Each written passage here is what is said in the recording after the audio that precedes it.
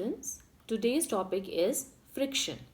So, today what we are going to learn is basically what is friction, what are the different types of frictions, what are the benefits or advantages of this friction, how is it useful to us and how is it harmful to us. Means इसके फ़ायदे क्या हैं, नुकसान क्या हैं, इसको कैसे increase कर सकते हैं, इसको कैसे डिक्रीज़ कर सकते हैं. This is all that we are going to study in today's topic. So first and the foremost is we should know what exactly is friction. So friction basically is a resisting force which resists the motion of one body over another body. For example, there are two surfaces and one surface or one body is trying to move over the another surface. Then this surface or the lower surface will resist its motion over it. Means ये वाला जो नीचे वाला surface है ये ऊपर वाले surface को या ऑब्जेक्ट को ईजिली मूव नहीं होने देगा. उसके लिए एनर्जी चाहिए, उसके लिए फोर्स चाहिए जो आप अप्लाई करोगे और ये मूव करना शुरू करेगा. For example, you want to move a box which is lying on this floor and this box is lying here, it is heavy, it will not move on its own. आपको energy लगानी पड़ेगी, आपको force लगानी पड़ेगी, तब ये move करेगा. वो इसलिए because this surface is applying or exerting frictional force over it, which is the resistance. Now coming to this, we need to remember that there are mainly four types of frictional forces and which we are going to study in this chapter. So the first is your static friction, then comes your sliding friction, rolling friction, and lastly we'll be studying about is the fluid friction. Now coming to this, basically what are the main features which are affecting the friction? क्या ऐसी चीज़ें हैं जो कि friction को या frictional force को affect करती हैं. So the first and the foremost is the irregularities of the surface. Means कि जो नीचे वाला सरफेस है वो कितना रफ है, या ऊपर वाला सरफेस जो उसके ऊपर हमने कोई ऑब्जेक्ट रखा है वो कितना रफ है. तो अगर दोनों रफ हैं तो क्या होगा, इनके जो एजेस हैं, इनके जो इरेगुलरिटीज़ हैं सरफेस की, they will interlock with each other and then the moment of the body which is placed on the lower body will not be allowed to move easily. अगर ये इरेगुलर सर्फेसेस हैं, नीचे वाला भी surface rough है, ऊपर वाला भी रफ है, तो ये नीचे वाला सरफेस और ऊपर वाला सरफेस जो हैं ये रेजिस्ट करेंगे मूवमेंट को, एंड ये बॉडी जो ऊपर वाली है ये इजीली मूव नहीं कर सकेगी बिकॉज ये वाला जो है ऑब्जेक्ट या सरफेस ये इसको रेजिस्ट कर रहा है, and the force is known as frictional force.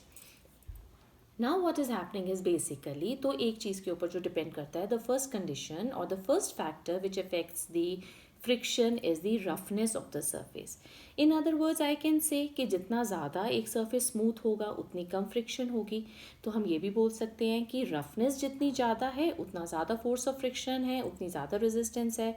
Are for roughness and R for resistance, so they are directly proportional to each other. On the other hand the smoothness is inversely proportional to the force of friction. Means जितना ज़्यादा कोई surface smooth होगा उतना वो resistance या force of friction जो है वो कम होगा. Now coming to the next is we have to understand कि अगर ये फ्रिक्शनल फोर्स है तो इसके कुछ एडवांटेजेस हैं, कुछ डिसएडवांटेजेस हैं. मीन्स कुछ हार्मफुल इफेक्ट्स हैं और कुछ यूजफुल इफेक्ट्स हैं. So we will be reading about those और we will be learning about both these factors. So first are the uses. How is friction useful to us. हमको friction जो है वो फ़ायदेमंद क्यों है. जो आप चल रहे हो या जो आप भाग रहे हो या जो गाड़ियाँ हैं वो रुकती कैसे हैं, दे अप्लाई द ब्रेक्स. तो ये सारे जो फोर्सेस हैं these all are the frictional forces. जब आप भाग रहे हो रोड के ऊपर तो क्या होता है, जितनी आपकी रोड रफ है उतनी आपकी ताकत ज़्यादा लगती है भागने में. क्यों? क्योंकि the roughness of the road is providing that resistance और it is providing the frictional force, और वो आपको ईजिली चलने नहीं देता, ईजिली आपको भागने नहीं देता.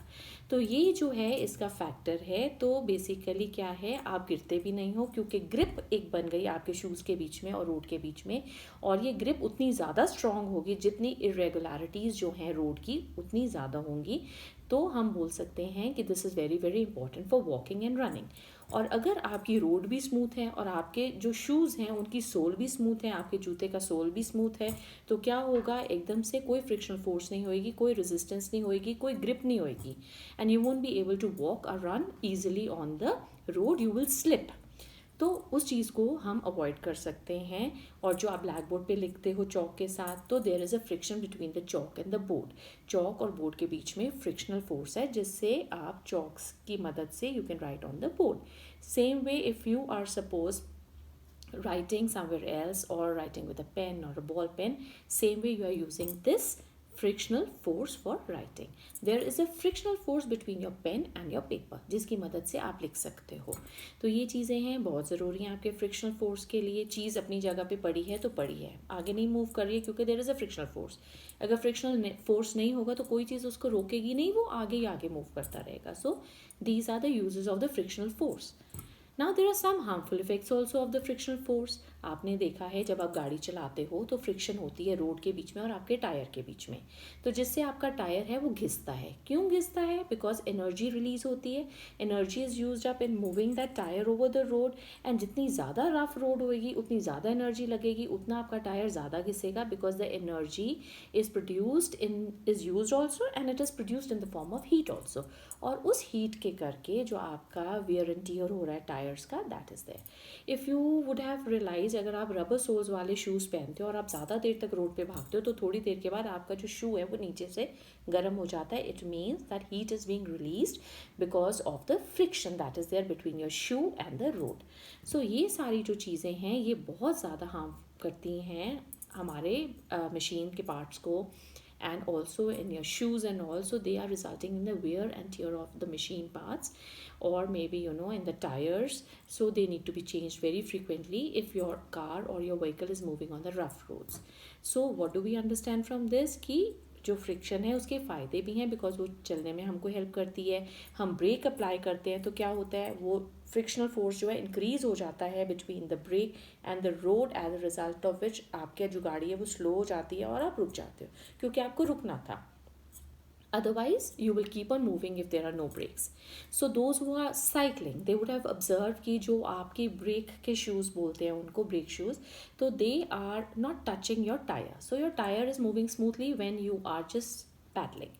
सो अगर आप ब्रेक अप्लाई करते हो क्योंकि आपने साइकिल को रोकना है, तो what happens, those brake shoes और ब्रेक पैड्स जो हैं they will now start touching the tire, they will press against it and the frictional force will come into play. तो फ्रिक्शन शुरू हो जाएगी जिसकी मदद से आपका साइकिल धीरे धीरे रुक जाएगा. So frictional force is very very important for that purpose also.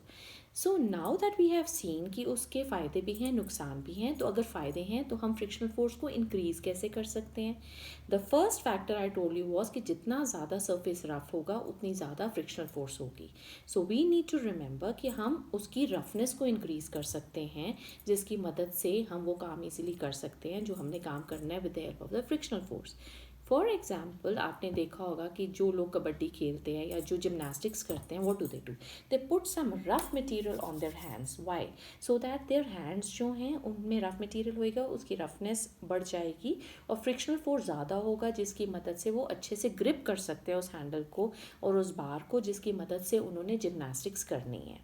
या कबड्डी में भी they need to grip the other people, so that is why उनकी ग्रिप जो है वो स्ट्रॉन्ग होगी हाथ में बिकॉज ऑफ द स्वेट. क्या होएगा, स्वेट से क्या होता है बच्चे, या कोई भी लेयर जब आ जाती है, ऑयल आ जाता है, ग्रीस आ जाता है, तो उससे क्या है, दो सर्फेसेस आपस में कंटैक्ट में नहीं आ सकते क्योंकि there is a layer in between. और वो लेयर अगर स्मूथ करने वाली लेयर है, जैसे ऑयल है, उस पर आप स्लिप करते हो. बनाना पील है, मतलब केले का जो छिलका है, उस पर भी आप स्लिप करते हो. तो इन चीज़ों की मदद से क्या है, आपकी जो मोशन है वो ईजी होती है क्योंकि जो सर्फेसेस हैं they can not come in contact with each other properly, और जो उनका रफ सर्फेस है वो आपस में इंटरलॉक नहीं हो सकता इस तरह से. The irregularities can not lock up with each other, as a result of which वो स्मूथ रहता है and it just keeps moving fast. Same way, ना coming to the next is what we need to remember कि अगर उसके नुकसान है तो हमको उसको रिड्यूस करना है. अब वियर एंड टियर हो रही है मशीन पार्ट्स में, हम उसको रोकना चाहते हैं. We want to stop that. We want that the machines should work properly for a longer period of time. तो हम क्या करते हैं, जिन पार्ट्स में फ्रिक्शन ज़्यादा है उनमें हम ऑयल डाल देते हैं जिसको हम ऑयलिंग बोलते हैं.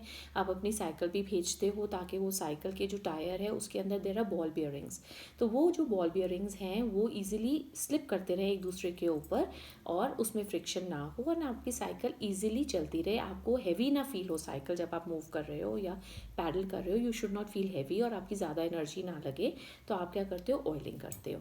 So now what is happening is, अगर हमने उसको फ्रिक्शन को हमने डिक्रीज़ करना है तो हम क्या करेंगे, हम ऑयलिंग करेंगे, हम ग्रीस लगा सकते हैं, हम ग्रेफाइट लगा सकते हैं. तो ये सारी चीज़ें जो हम यूज़ कर रहे हैं to reduce the friction, they are known as the lubricants. क्यों? क्योंकि ये लुब्रिकेशन कर रहे हैं उन पार्ट्स की।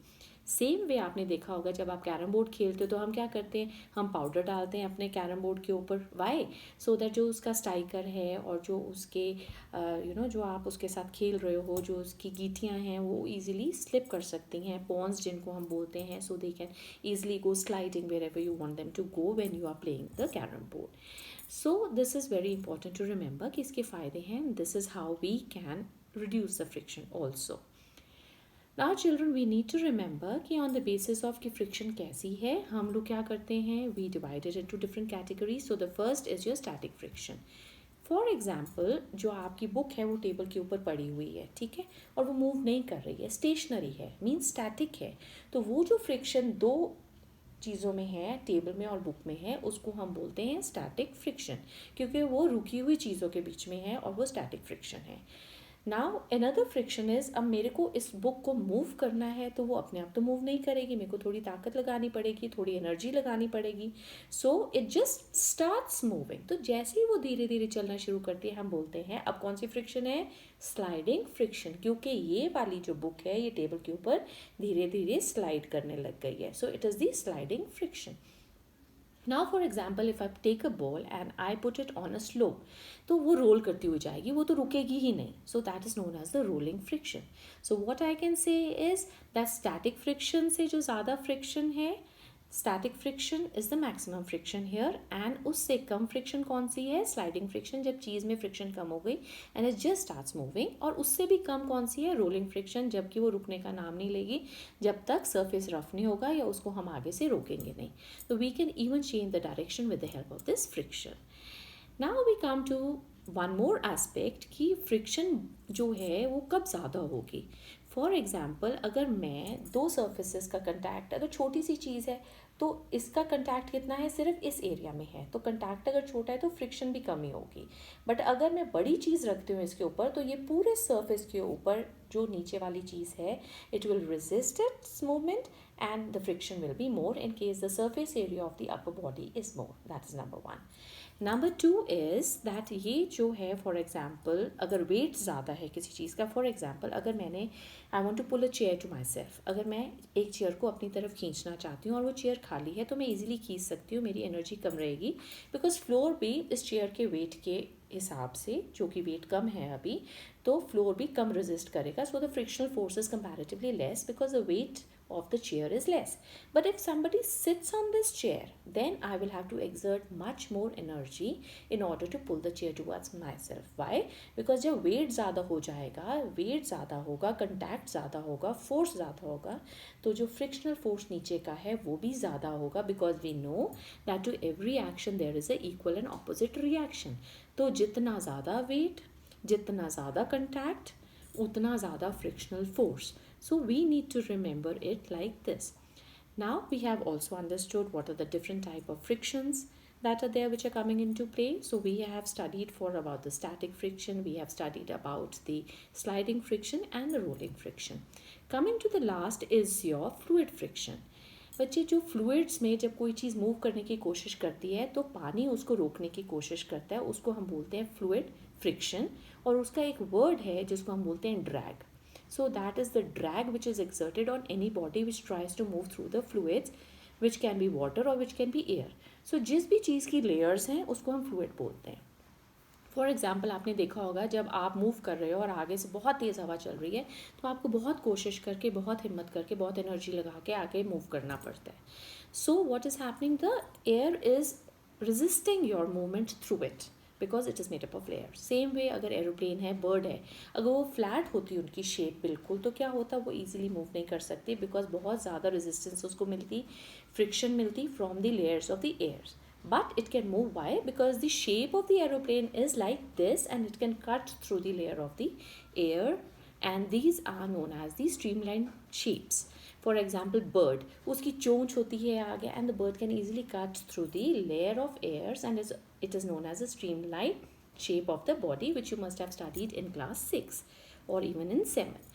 So this we need to remember. Same way, suppose अगर आपने एप्पल काटना है तो आप नाइफ के शार्प एंड से काटने की कोशिश करते हो because the shape is like that, it is again streamlined.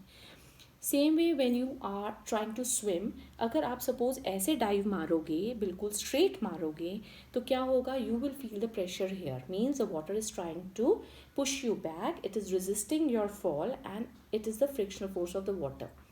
Same way if you are trying to swim through the water, आपको एक फोर्स मिलता है पानी से आगे से, जिसको हम ड्रैग बोलते हैं, जो आपको पीछे पुश करता है. ड्रैग मीन कोई भी चीज़ जो आपको पीछे को खींचती है, that is what is known as the drag. Same way now what is happening, अगर आपने डाइव मारनी है पानी में, तो आप ऐसे अपनी बॉडी की शेप लेके करते हो, and it is with this shape of your hands that you cut through the water and you can easily dive and you can swim without hurting yourself. So children, I am sure that you must have understood the concept of friction, कैसे useful है, कैसे harmful है, अगर हमने कम करनी है friction तो हमको क्या क्या करना चाहिए, अगर हमने ज़्यादा करनी है फ्रिक्शन तो हमको क्या क्या करना चाहिए. So these are all the things which you should keep in mind when you are studying about the points of the frictional forces. And also, in case there is any doubt or you want to understand another aspect of it, please comment in the comment box. And also, if you have not understood any particular topic other than this friction, you may comment again in the comment box so that I can take up those topics also. So I hope you loved hearing to this topic. So please hit the like button and subscribe to the channel. Try to see this completely and you may use this video for your revision also. So thank you children. Have a good day.